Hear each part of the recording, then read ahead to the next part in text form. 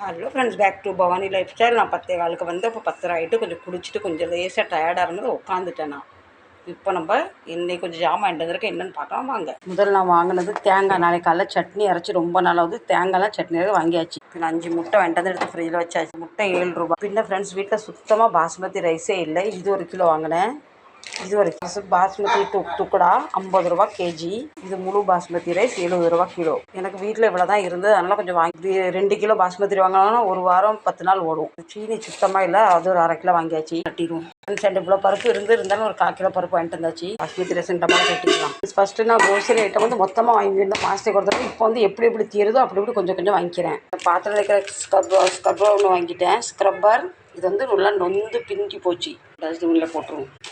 நம்ம மிளகாத்தூள் சுத்தமாக இல்லை, அது ஒரு கொஞ்சம் வாங்கிக்கிட்டேன். 100 கிராம் தான் வாங்கினேன். இது 100 கிராம் 40 ரூபா தானே. ஏன்னா வறுத்து அரைச்சி வச்சா 15 நாள் வருது எனக்கு. சரி